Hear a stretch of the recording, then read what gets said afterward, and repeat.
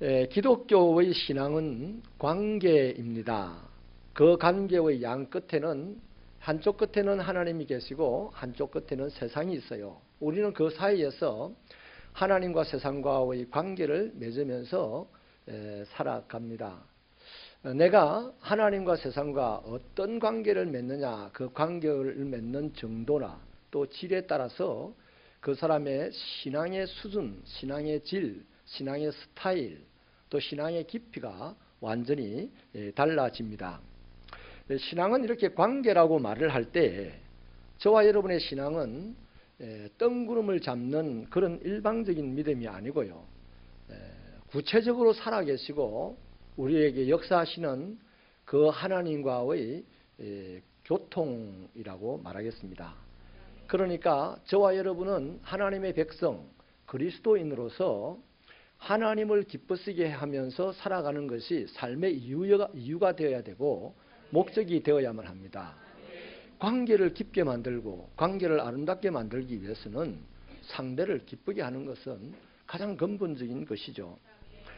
사무엘 선지자 시절에 그 당시 이스라엘을 정치, 경제, 군사, 문화 모든 면에 있어서 다스리던 사람이 제사장 엘리입니다. 근데 어느 날 하나님의 사자가 찾아와서 책망을 하기를 너는 너의 아들들을 나보다 더 사랑하였다 이렇게 책망을 합니다. 그러면서 사무엘상 2장 30절은 이렇게 결론을 내립니다. 그러므로 이스라엘의 하나님 나 여호와가 말하노라 내가 전에 내 집과 내 조상의 집이 내 앞에 영원히 행하리라 하였으나 이제 나 여호와가 말하노니 결단코 그렇게 하지 아니하리라. 나를 존중히 여기는 자를 내가 존중히 여기고 나를 멸시하는 자를 내가 경멸하리라. 이렇게 결론적으로 말씀을 합니다. 그 시대 최고의 지도자요, 최고로 영적으로 밝은 사람이었던 엘리 제사장이 이렇게 하나님에게 멸시당하고 경멸당하게 될 것을 하나님이 직접 말씀을 하셨어요. 그리고 얼마 후에 그 집은 모조리 다 죽어서 멸문을 당하게 되었습니다. 그러면 이건 실컷 하나님 믿고 하나님 섬기고 하나님 위해서 일하다가 마지막에 절단 나버렸어요. 그래 이게 엘리를 들으라고 성경에 기록해 놓은 건 아닙니다. 끝났어요. 엘리는 아직 기회가 있는 우리에게 이 말씀을 들려주는 거잖아요. 근데 우리는 아무래도 목사인 나도 또 내가 만나본 성도들도 엘리보다 나은 사람은 하나도 없어요. 그러니까 큰일 났습니다. 큰일 났어요. 하나님의 말씀은 대단합니다.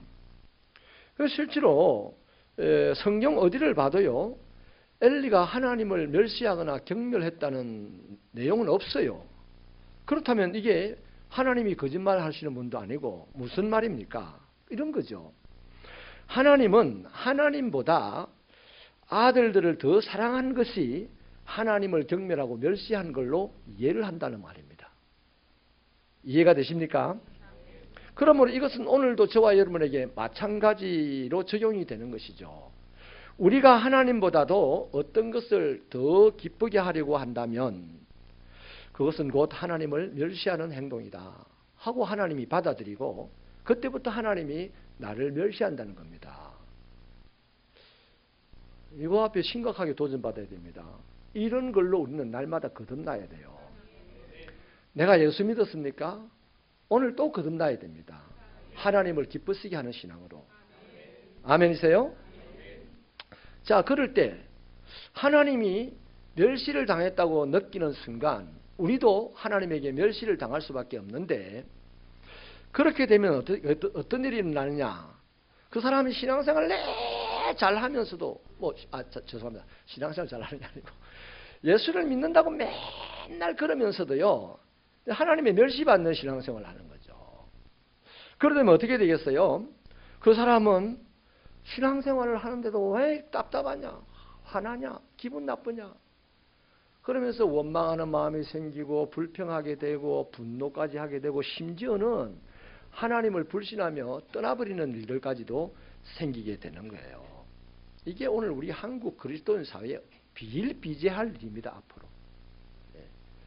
그래서요, 그 사람의 인생은 결국에는 슬픔의 사이클이 만들어져 가지고 계속해서 자신의 인생이 슬픔 가운데서 돌아가다가 끝나요. 반대로 하나님을 기쁘시게 하는 사람은 하나님께서 그를 기뻐하시고 그에게 복을 주시는 거예요. 그러면 그 사람은 어떻게 되겠습니까? 그것 때문에 또 즐거워지고 그로 인해서 감사함으로 하나님을 또다시 기쁘시게 해드리면서 그 사람의 삶은 기쁨의 사이클이 순환적으로 되어서 계속 돌아가는 인생을 사는 거예요. 그래서 그 사람은 천국 갈 때까지 어떤 상황에서도 기쁘게 살아가게 되는 거죠. 10명이 예수를 믿는데 지금 8명, 9명은 슬픔의 순환 사이클 속에서 예수를 믿고 가고 있어요. 그 사람 천국 간다고 보장 못 하겠어요.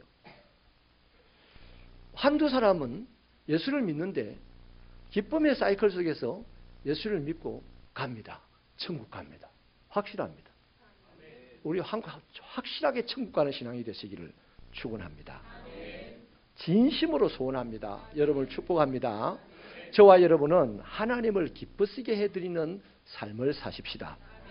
하나님을 믿습니다 하고 끝내버리는 삶이 아니라 하나님을 믿기 때문에 하나님을 기쁘시게 하는 삶을, 그 삶이 무엇인지를 찾아보고 그런 삶을 살아가게 되기를 바랍니다. 그래서 저는 지금 세 번째 하나님을 기쁘시게라는 이 주제로 설교를 하고 있는 거죠.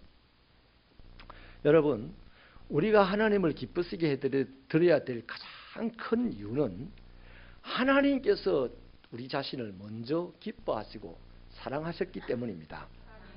스바냐서 3장 17절은 하나님께서 이렇게 말합니다. 너의 하나님 여호와가 너의 가운데 계시니 그는 구원을 베푸실 전능자시라. 그가 너로 말미암아 기쁨을 이기지 못하시며 너를 잠잠히 사랑하시며 너로 말미암아 즐거이 부르며 기뻐하시리라 하리라. 이렇게 말씀을 하시죠.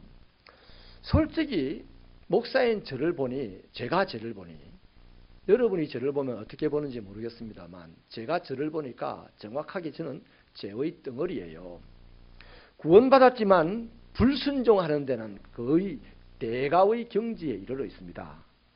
하나님의 말씀을 비껴서 엇길로 가는 데는요, 전문가입니다. 또 봐라, 내를 째려본다. 또 저런 사람이 목사가 됐냐? 여러분은 어떠세요? 여러분, 이렇게 죄덩어리고 불순종하는데 대가의 삶을 살고 딴 길로 새는 데는 천재적인 소질을 발휘하는 우리들인데도 불구하고 하나님이 이런 우리를 어떻게 대하시느냐? 너로 인하여 기쁨을 이기지 못하신대요.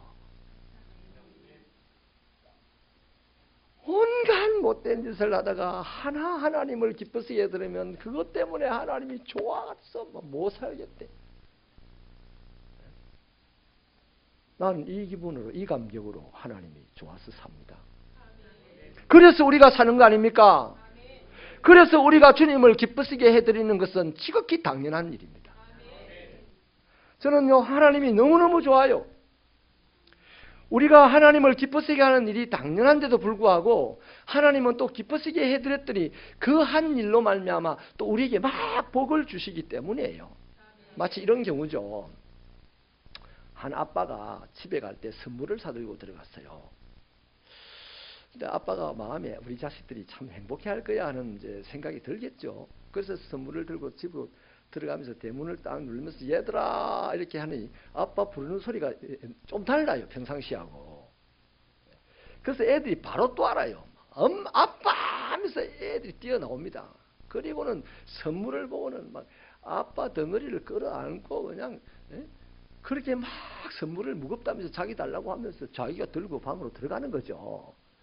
그래서 들어가가지고 이제 선물을 딱 주면 너희들 끄다 가져라 이러면요, 아들은 아버지 어깨를 주물러 주기 시작하고 딸은 아버지 입에다가 막 뽀뽀를 하고 평상시에는요 까칠까칠하다고 막 냄새 난다고 싫다면서도 그날은 그냥 막 입을 갖다 대고 뽀뽀를 해주는 거죠. 이런 아빠 있죠. 또 다 그런 건 아닙니다. 어떤 집은 또 아이들이 또 내숭떨기를 잘하는 아이들이 있는 집도 있잖아요. 아버지가 선물을 들고 들어왔는데도 쳐다도 안 봅니다. 그래서 아버지가 방에까지 가도 안 쳐다봐. 그래서 아버지가 조금 불쾌해요. 그래서 야, 선물 사왔으니까 가져가! 이러니까 할 수 없어서 그냥 못 이기는 척 와가지고 선물을 들고는 획 하고 가버려요. 그때 아버지 기분이 어떨까요? 섭섭하겠지. 그럼 이럴 겁니다. 자식들 내가 다음부터 절대로 선물 사주나 봐라. 이럴 거예요. 그런데 한 해가 지나가면서 크리스마스 시즌이 돌아오는데 창밖에 눈이 벌벌 날리고 사무실 책상에 앉아서 이 아버지 고민이 뭘까요? 애들에게 무슨 선물을 줘야 할까? 이 고민을 합니다. 먼저 사랑하고 먼저 기뻐하는 것이 아버지예요. 우리 하나님도 마찬가지 아니겠습니까? 신명기 30장 9절 하반절에 보면 모세가 가나안 땅에 들어가기 직전에 백성들에게 설교를 하는 장면이 있는데 거기 놀라운 말씀을 하기를 내게 복을 주시되 곧 여호와께서 내 조상들을 기뻐하신 것과 같이 다시 너를 기뻐하사 내게 복을 주시리라. 그렇게 말씀을 하세요. 우리가 잘 알듯이 40년 동안 광야 생활하던 이스라엘 백성들의 모양이 어떻습니까? 그야말로 망나니 같아요. 엉망진창입니다. 그런데도 하나님께서는 그들을 다시 기뻐하시고 복을 주신다니 이 말씀이 우리에게도 소망이 아니겠습니까? 우리를 하나님이 먼저 기뻐해 주시고 우리에게 복을 주시니 이제 공은 저와 여러분에게 굴러왔습니다. 우리도 하나님을 기쁘시게 하면 이제 또 하나님의 기쁨이 우리에게 오고 복을 주시고 해서 이 기쁨의 사이클이 계속해서 돌아가다가 10년 예수 믿고 20년 예수 믿고 30년 예수 믿으면 그 사람은 세상을 다스리는 위대한 인생이 된다 이 말이에요. 할렐루야. 그렇다면 여러분, 하나님이 우리를 기뻐하실 때 주시는 복이 뭐냐? 이거 중요한데요. 우리 새빛교회가 여기서도 거듭나기를 바랍니다. 하나님이 당신을 기쁘시게 하는 자에게 주시는 복이 딱 하나입니다. 뭐냐면 따라하십시다. 임마누엘의 복이다. 다시 말하면 우리말로 쉽게 말하면 하나님이 함께 해주시는 복이라는 거죠. 한 두어 사람이 실망의 빛이 싹 나오기 시작하네. 물질도 권세도 명예도 건강도 지식도 다 어디 갔어? 성경은 그것을 복이라고 안 했어요. 오늘 본문은 분명히 그렇습니다. 말씀을 쉽게 한번 풀어보면요. 본문을 나를 보내신 이가 나와 함께 하신다. 보내신 이는 하나님이요. 이 땅에 오신 분은 예수님입니다. 그 예수님이 말하기를 하나님이 나를 보내셨는데 이 땅에서 하나님이 나와 함께 하신다는 거예요. 그 다음에 나는 항상 그가 기뻐하시는 일을 행한다. 예수님은 이 땅에서 부자 되고 권세 잡고 이런 거 하는 위해서 노력하는 삶이 아니고 자기를 보내는 하나님을 기쁘시게 하는 일을 행한대요. 그랬더니 하나님께서 어떻게 하시냐? 하나님의 대우가 나를 혼자 두지 아니하신다. 이게 뭡니까? 함께 한다는 겁니다. 임마누엘이라는 거죠. 그런 거예요. 분명합니다. 하나님이 기뻐하시는 자가 받는 복은 임마누엘의 복입니다. 그래서요, 이 임마누엘의 복이 나는 물질, 권세 뭐 이런 거 지금 복으로 생각하고 예수 믿는데 뭐야 이거 함께 해주신다는 거 귀찮기만 하지. 이러시는 분들이 8, 9명이라 대한민국 그리스도인 100명 전부를 치면 80%, 90%가 이런 그리스도인이라. 그래서 예수 믿는 사람은 많은데 나라는 엉망진창으로 지금 돌아가고 있는 거예요. 그러면 도대체 임마누엘의 복 그 이면에 임마누엘은 이 말이 우리에게 공급하는 것이 뭐냐는 거예요. 세 가지가 있습니다. 오늘 본문을 통해서 보자고요. 첫째는요. 임마누엘이라는 이 말에는 하나님께서 성령으로 함께 하시겠다는 뜻이 있습니다. 마태복음 12장 18절을 보면 보라 내가 택한 종 곧 내 마음에 기뻐하는 바 내가 사랑하는 자로 사랑하는 자로다. 내가 내 영을 그에게 줄 터이니 그가 심판을 이방인에게 알리리라. 그렇게 하죠. 이것은 메시아에 대한 이사야의 예언인데요. 메시아가 이 땅에 오실 때, 독생자 아들 예수가 이 땅에 오실 때 하나님은 기뻐하시면서 성령을 그에게 주신다는 얘기입니다. 그 약속이죠. 그러니까 하나님을 기쁘시게 하는 자에게는 하나님이 무슨 복을 주시냐? 성령을 주셔서 성령이 그와 동행하도록 하시는 거예요. 성령은 하나님이 기뻐하시는 자들과 함께하는 영입니다. 그러니까 여러분, 성령이 임하시게 되면 우리에게는 반드시 어떤 일이 생겨요. 어떤 일이 생기느냐? 우리가 변해요. 근데 오늘 예수 믿고 안 변하는 사람이 너무 많아. 뭐 때문에 예수를 믿냐? 자기를 위해서 예수를 믿기 때문이에요. 예수를 믿으면 반드시 성령이 임합니다. 그 사람은 어떻게 되느냐? 변합니다. 변해요. 자, 이를테면요. 우리는 예수님을 주여라고 부르죠. 하나님을 아버지라고 부릅니다. 아니, 세상에 옆집 아저씨가 나에게 아무리 잘해준다고 해서 내가 그분을 아버지라고 부를 수 있나요? 아니면 나를 얼마든지 협박하고 막 공갈을 하는 그 사람이 무서워서 아버지라고 부를 수 있습니까? 아버지라는 이름은 그래서 불러지는 이름이 아니라고요. 아버지기 때문에 아버지라고 부르는 겁니다. 그렇기 때문에 우리가 어떻게 우리 입으로 하나님을 아버지라고 부를 수 있으며 예수님을 주님이라고 부를 수 있습니까? 우리가 예수를 믿을 때 하나님이 기뻐하셔서 성령을 주셨기 때문에 그 성령이 내 안에서 아버지하고 부르는 거예요. 그 성령이 나를 내 안에서 주님하고 부르시는 거예요. 할렐루야. 또 다른 변화가 있습니다. 과거에는 내가 내 인생의 주인이었어요. 그래서 내 마음대로, 내 기분대로, 내 감정대로, 내 형편대로 살았어요. 하고 싶은 말도 그냥 그렇게 하면서 살았습니다. 그런데 이제 예수를 믿고 난 다음에 성령이 내 안에 오시니까 내가 이상하게 부족하지만 예수님처럼 살아가려고, 예수님의 말씀대로 살아가려고 무진장 애를 쓰는 사람이 돼요. 그래서 그 사람의 생각이 변하게 되고 그 사람의 말이 변하게 되고 그 사람의 행동이 변하게 되고, 그래서 세월이 흐르다 보니 그 사람의 인생도 변하게 되는 거라. 훌륭하게 되는 거죠. 이것은요, 성령이 아니고는 불가능한 일입니다. 그래서 하나님은 당신을 기쁘시게 하는 자에게 성령을 주십니다. 이게 임마누엘의 복이라는 거죠. 여러분, 기독교 신앙은 이 사고의 산물이 아니에요. 생각을 깊이 해서 나온 신앙이 아니다 말이죠. 또 분투하고 탐구하고 막 이래가지고 그 대가로 만들어진 신앙도 아닙니다. 기독교 신앙은 하나님이 은혜로 우리에게 주신 거라고요. 그래서 내가 성령 달라고 이런 게 아닌데 예수를 믿으니까 성령이 내게 오셔서 그 하나님을 아버지라고 부를 수 있게 하시고 예수님을 주님이라고 부를 수 있게 해주시는 거예요. 할렐루야. 여러분, 유명한 카피라이터가 있습니다. 한국의 카피라이터계의 대부라고 할 수 있는 분인데 이만재 씨라고 하는 분입니다.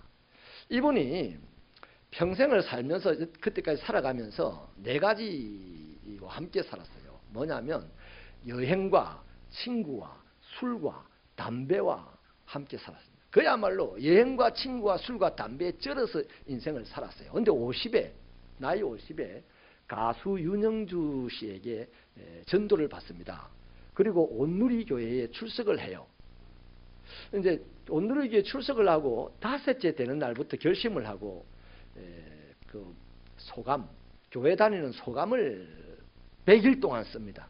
그게 책으로 나왔는데 막 쪄낸 찐빵이라는 책으로 나와가지고 40만 부가 팔렸어요. 그 책 안에 보면요, 이런 내용의 글이 있는데 제가 한번 읽어드릴게요. 북극 시베리아에서 덜덜 떨며 잠을 자다가 어느 날 깨어보니 졸지에 따스한 남쪽 나라의 포근한 침대에 눕혀져 있는 자신을 발견하고 놀라 두리번거리는 듯한 이 기분. 나는 지금 하나님의 포근한 침대에 눕혀져 있는 어린아이가 아닌가. 목발에 휠체어 타고 살다가 어느 날 갑자기 척추가 생겨 두 발로 벌떡 일어선 듯한 이 기적과 같은 불가사의한 느낌. 나 같은 사람에게도 감히 그럴 자격이 있다면 예수님 사랑합니다. 교회에 처음 나와서 5일 된 사람이 느끼는 감정입니다. 어떻게 이럴 수 있어요? 친구와 여행과 술과 담배에 찌들려 살던 사람이 어느 날 닷새 만에 이렇게 표현이 달라지고 생각이 달라질 수 있을까요? 성령이 그에게 들어갔으니까 그분의 생각이 달라집니다. 성령이 그에게 들어갔으니까 그분의 표현이 달라집니다. 그분의 인생이 달라졌어요. 여러분, 고아처럼 살던 아이가 갑부 아버지를 만나게 되었을 때 이보다 아름답고 더 놀라운 축복이 어디 있습니까? 그런데 그 아이와 그 아버지는 다시는 무엇을 위해 노력하겠습니까? 그 아버지가 돈 더 벌려고 노력하겠습니까? 그 아이가 공부 더 잘해가고 노력하겠습니까? 아니, 그건 다 나중 일입니다. 그 아버지나 그 아이가 노력할 일은 딱 하나, 다시는 헤어지지 아니하리라. 그거잖아요. 여러분, 저와 여러분도 이 고아와 같이 고아보다 더하면 더한 축복과 기적을 경험했습니다. 하나님을 만났는데 하나님은 다시는 헤어지지 않겠다고 그렇게 애를 쓰는데 나는 날마다 하나님을 따라가는 이 더러운 신앙생활을 하는 자들이 한둘이가 아니다 이 말이요.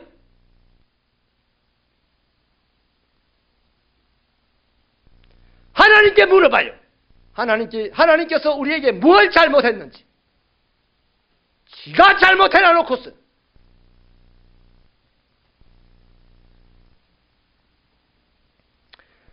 여러분, 참으로 못난 우리지만, 참으로 부족한 우리지만 하나님을 기쁘시게 하려는 이 작은 몸부림 하나라도 있으면 하나님은 그것을 보고 이기지 못하여서 기뻐하며 우리를 안아주신다.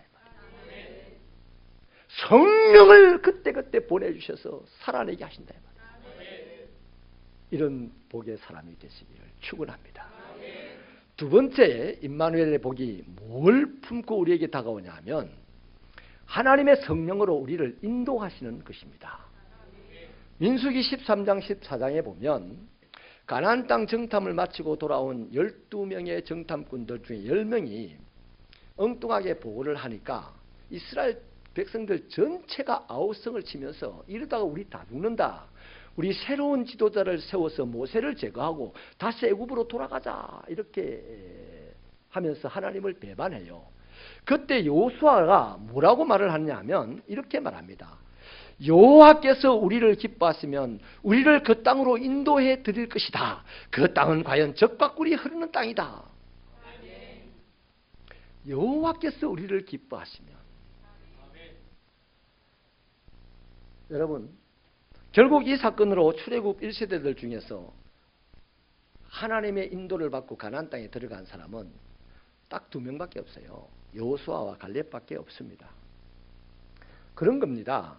하나님을 기쁘시게 하는 자는 어제 내가 어떻게 살았든지 지금 하나님을 기쁘시게 하는 자는 하나님께서 인도해 주십니다.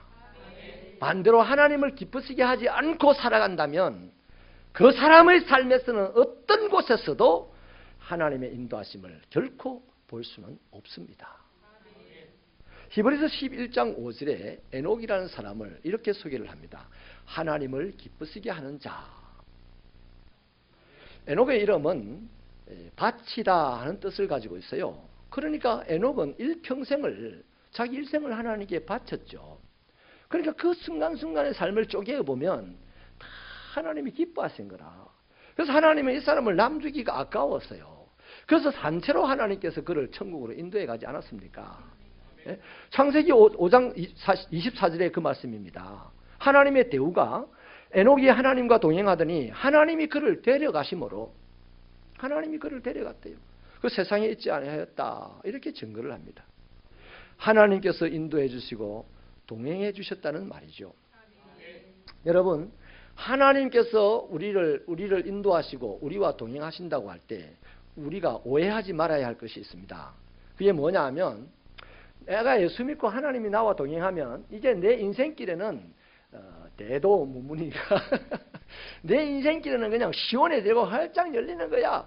내 앞에는 이제 어려운 일 하나도 없어. 이렇게 생각하면 착각이에요.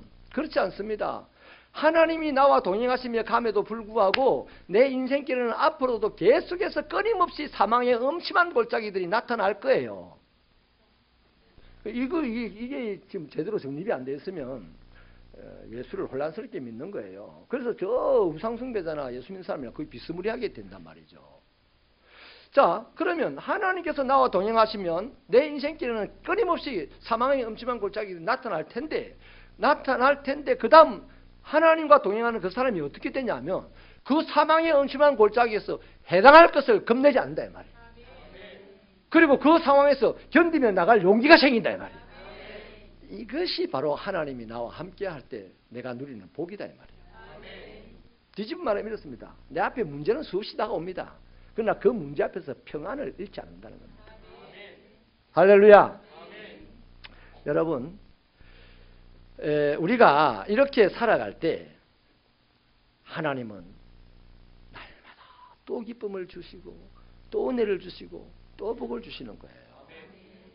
현대자동차가요, 한 6, 7년 전입니다. 미국에서 갑자기 이 자동차 매출이 급성장해가지고 일본 차를 앞질렀던 적이 있습니다.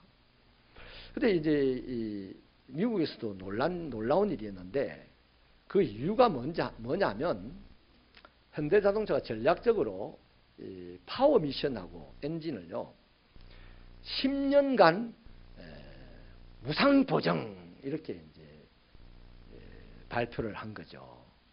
그러니까 미국인들이 야 차는 후지지만 10년간 무상으로 보정을 해준다니까 신뢰하기 시작한 겁니다. 그래서 갑작스럽게 차를 많이 샀대요. 뭔 말이냐 하니까 사람은 10년만 보장을 해줘도 믿을만한 마음을 가지게 된다는데 하나님이 우리를 보장하는 것은 뭡니까? 우리의 일생을 보장하는 거죠. 우리의 모든 삶을 보장해 주십니다. 거기다가 또 뭡니까? 영원히 우리를 보장해 주신다 이 말이에요. 그런데도 뭐 돈을 안 주니까 권세를 안 주니까 이래갖고 주여 하고 찬양한다. 그건 내보고 누가 예수 믿겠어요? 내보고 누가 하나님을 진짜 하시는가 하겠어요? 할 리가 없지. 사랑하는 여러분, 우리의 가는 길이 어떠하든지 간에 하나님은 영원히 우리를 인도하여 주시고 하나님 우리의 삶을 책임져 주실 것을 믿으십시오. 세 번째는요, 하나님을 기쁘시게 하는 자가 누리는 복이 임마누엘 복이랬는데 그 임마누엘 복의 세 번째 이면에 나타난 뜻이 뭐냐니 하나님의 나라를 주신다는 겁니다. 누가복음 12장 32절에서 예수님은 적은 무리여 무서워 말라 너희 아버지께서 그 나라를 너희에게 주시기를 기뻐하신다. 그렇게 말씀을 하시죠. 여기서 하나님의 인도하심이 어디까지인지 예수님이 분명하게 적시를 하고 있습니다. 하나님 나라까지입니다.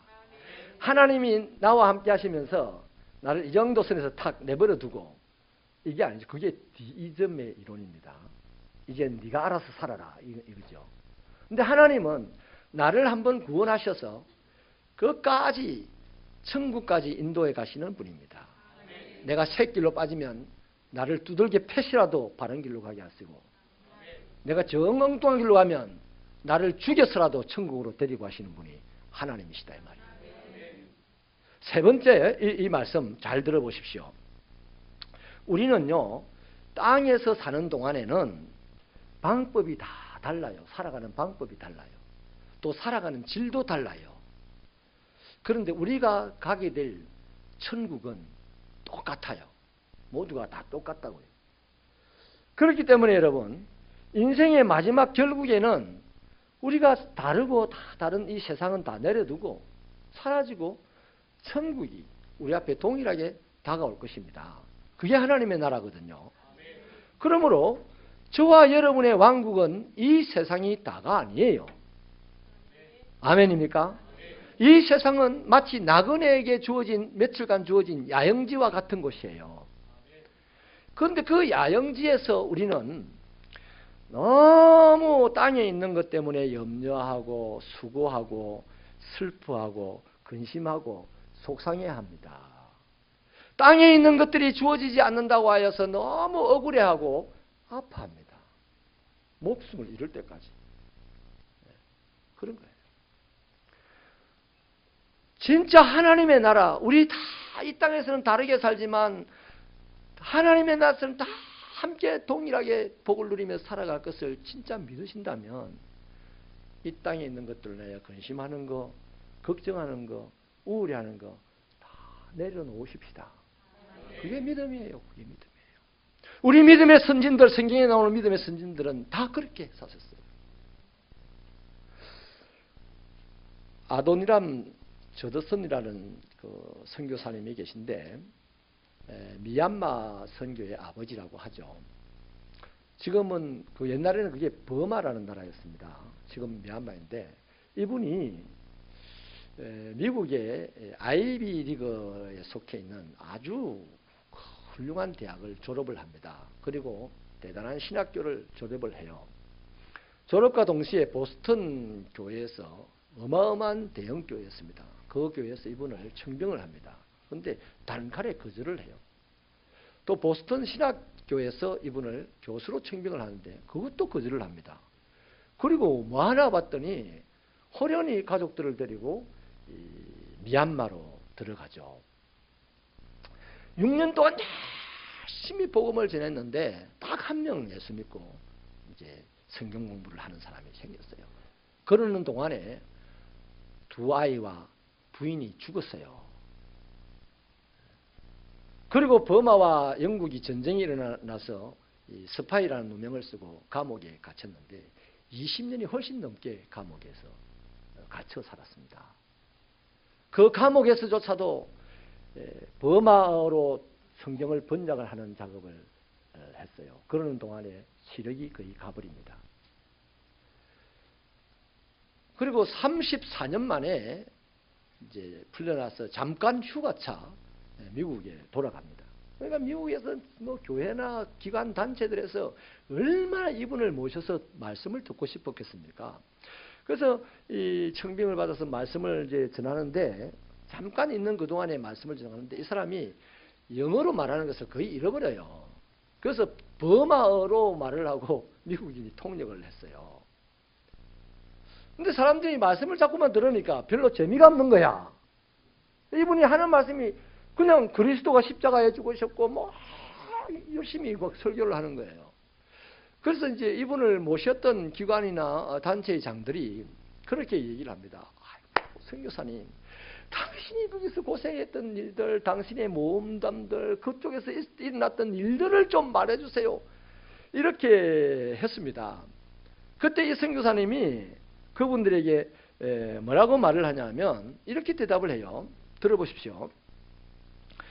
예수께서 나를 위하여 돌아가신 십자가의 이야기보다 더 재밌는 이야기는 나에게 없습니다. 나는 이것만 증거하도록 부름받은 사람입니다. 나는 그 생각만 하면 가슴이 뛰고 그리스도가 나를 위해 죽으셨다는 사실만 생각해도 감격에 벅차오릅니다. 주께서 내게 주신 이 시간에 나의 보잘것없는 모험담으로 호기심만을 추구하는 사람들의 만족만을 채울 수는 없습니다. 내게 또 이야기를 하라고 한다면 저는 예수님 이야기밖에 할 것이 없습니다. 얼마나 하고 싶은 말이 많았겠습니까? 20년이 넘는 세월을 감옥에 갇혀서 콩밥만 먹고 살았습니다. 얼마나 자기 할 말이 많았겠습니까? 많은 자기 말은 아무것도 재미가 없고 오직 예수 십자가 이야기만 재밌는 이야기입니다. 그랬던 거죠. 이 말을 아마 그를 초대했던 교회 목사님이나 성도들이 들을 때는 싱겁게 듣고 때로는 불쾌했을지도 모르겠습니다만 마귀도 들었을 거예요. 마귀는 놀라서 도망갔을 겁니다. 하나님도 들었을 거예요. 하나님이 듣고 기분이 어떻겠습니까? 아들아, 내가 너를 기뻐하노라. 오너라 나의 나라로 이러지 않았겠습니까? 그리고 버마로 돌아가서 나머지 다 못했던 이 버마어 영어를 버마어로 번역한 그 사전, 버마어 사전, 버마어 영어 사전을 다 마치고 곧 돌아가셨어요. 나는 그래, 천국 가고 싶어요. 근데 하나님이 천국 오라가는 말 내가 못 들었다.